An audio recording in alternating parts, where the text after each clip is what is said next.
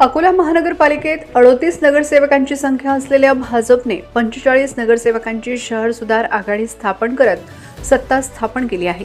महापौर पदासाठी झालेल्या निवडणुकीत भाजपच्या शारदा खेडकर यांनी उभाटाच्या उमेदवाराचा 13 मतांनी पराभव करत विजय मिळवला। त्याचप्रमाणे उपमहापौर पदासाठी भाजपचे उमेदवार अमोल गोगे यांनी काँग्रेसच्या उमेदवारावर 13 मतांनी विजय मिळवला आहे।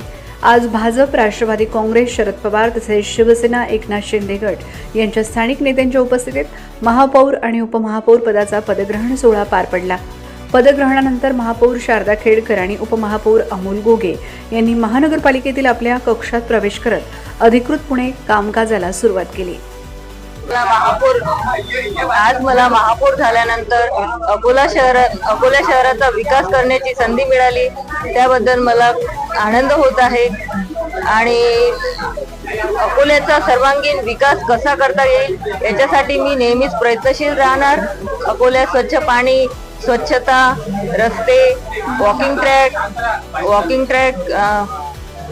वॉकिंग ट्रॅक याच्याकडे प्राधान्याने लक्ष देईल आणि अकोल्याला स्मार्ट सिटी कशी बनवता येईल याच्याकडे प्राधान्याने लक्ष देईल।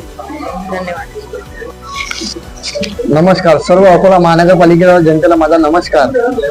आजचा दिवस हा माझ्यासाठी जीवनातला सर्वात मोठा दिवस आहे आणि हा दिवस माझ्यासाठी भारतीय जनता पार्टी व मित्रपक्ष शहर सुधार आघाडी यांच्या सर्व मित्रपक्षांचे मी मनापासून धन्यवाद देतो। मायबाप जनते ज्यांनी मला आशीर्वाद दिला, आमच्या सर्व मित्रपक्षांना ज्यांनी आशीर्वाद दिला त्यांच्या सुद्धा मी मनापासून धन्यवाद देतो। आणि ही केवळ भारतीय जनता पार्टीच आहे की एक ऑटो रिक्षा चालवणाऱ्या माणसाच्या मुलाला भारतीय जनता पार्टीने आज शहराचं उपमहापौर केलं।